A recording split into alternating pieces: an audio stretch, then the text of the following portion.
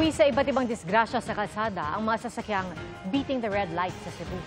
Nakatutok si Darlene Cai. Dalawang magkasunod na insidente ng beating the red light ang nangyari sa kahabaan ng Enbacaso Avenue sa Talisay City, Cebu. Huli kamang paghinto ng rider sa harap ng bus at saktong nagpula ang traffic light. Habang hinihintay pa ang go signal, dalawang rider ang biglang humarurot at bumunggo sa naunang rider kaya natumba sila. Makalipas ang 4 na oras, naulit ang insidente sa parehong lugar. Pahinto na sana ang naunang rider nang bigla itong salpukin ng isa pang kasunod na rider. Parehong nagtamo ng minor injuries ang dalawa. Sa Cebu City, beating the red light din ang naging mitya ng salpukan ng taxi at motorsiklo sa isang intersection. Dumiretso ang taxi kahit pula pa ang traffic light. Sa lakas ng preno ng rider, tumila po ng asawa at kanilang sanggol. Agad na isugod sa ospital ang asawa na sugatan sa binti.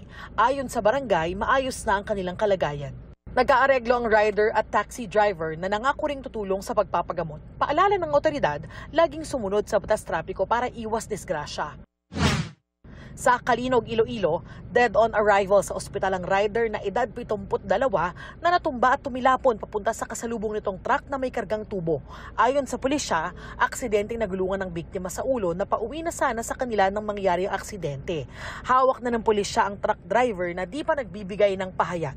Hinihintay pa ang desisyon ng pamilya ng biktima kung magsasampa sila ng reklamo. Sa Dipolog, Zamboanga del Norte, bumangga ang isang motorsiklo sa kasalubong na forward truck na may mga kargang motorsiklo.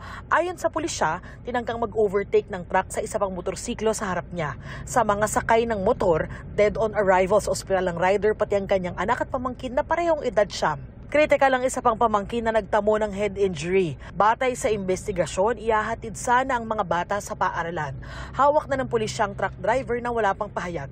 Para sa GMA Integrated News, Darlene Cai, nakatutok 24 oras.